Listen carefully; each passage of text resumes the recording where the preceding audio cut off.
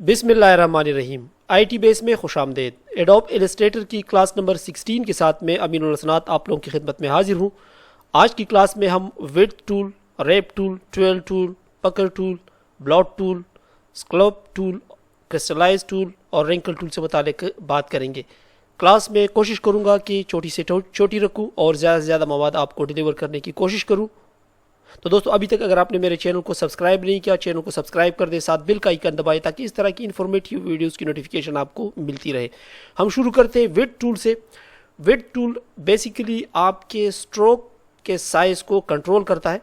मैं एक simple line यहाँ पर ड्रा करने की कोशिश करता हूँ, ठीक है। अगर आप शिफ्ट के साथ लगाएंगे तो ये तो सीधी आएगी। फिर इसके बाद मैं इसके साइज़ को थोड़ा सा बड़ा कर देता हूँ, इसको 6 रख देता हूँ और यहाँ से मैं थोड़ा सा जूम कर देता हूँ इस एरिया को।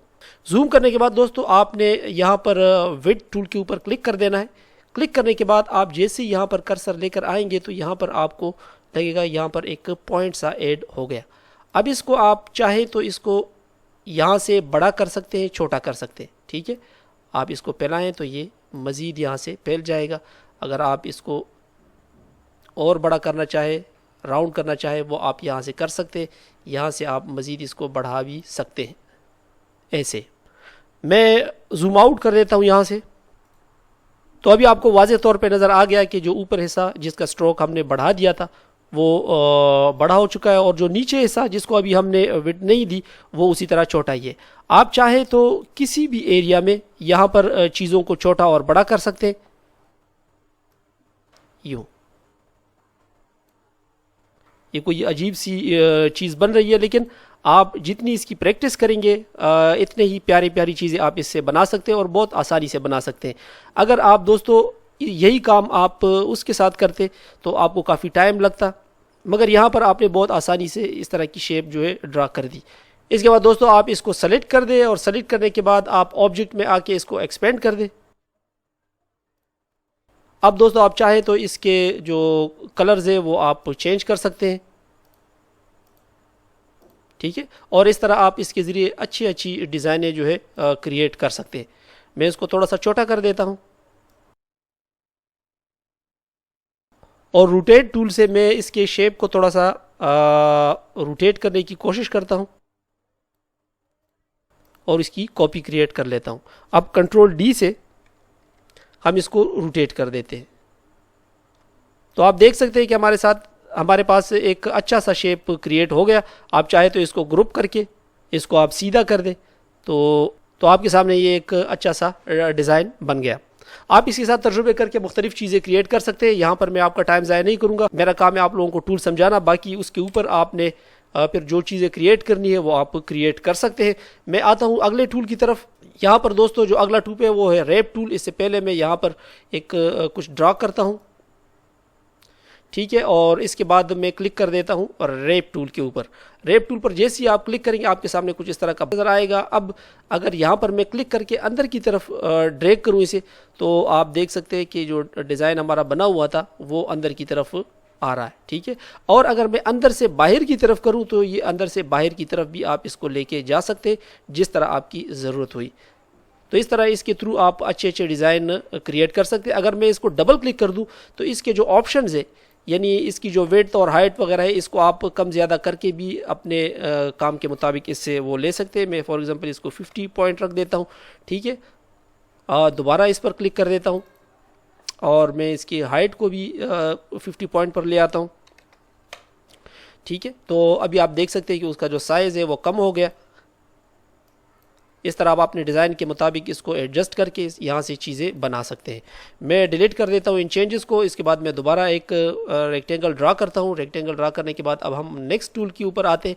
इसका है ट्रेल। ये आपने कोरल ड्रा में भी पढ़ा है। ट्रेल का काम है चीज़ों को ट्रेल करना, जैसे ये, ठीक है। इसके थ्रू भी आप अच्छे अच्छे डिज़ाइन वगैरह क्रिएट कर सकते हैं, जैसे ये, ठीक है।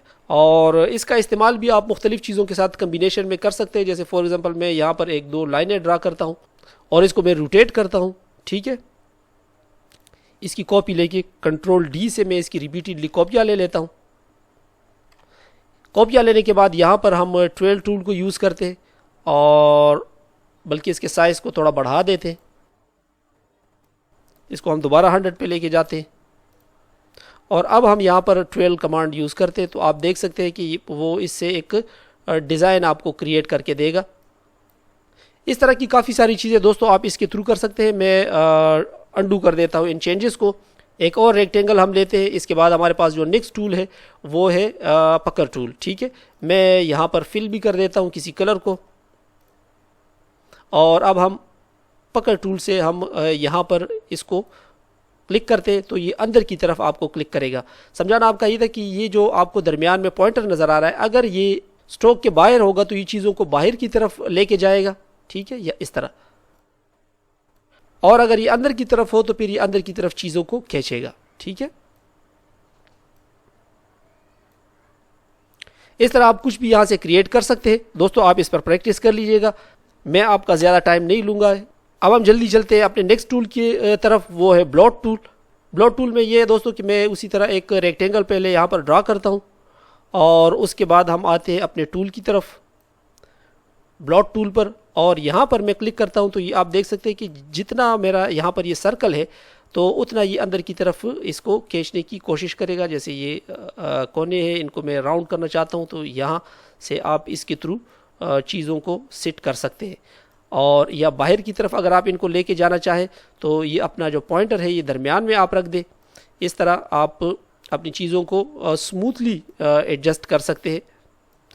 और अगर आप चाहें कि इसके पॉइंटर के साइज़ को कम या ज़्यादा करना, तो किसी भी टूल के ऊपर कोई भी हो उस पर आप डबल क्लिक करें तो आपके सामने इसके मज़ीद ऑप्शन आ जाएंगे। यहाँ से आप इसको छोटा या बड़ा कर सकते हैं। मैं आता हूँ नेक्स्ट टूल की तरफ, और उससे पहले हम ड्रा करते हैं रेक्टेंगल को। नेक्स्ट टूल हमारे पास दोस्तों है वो है स्क्लैप टूल, और इस पर जब मैं क्लिक करता हूं तो ये कुछ अजीब सी चीज़ बनाती है।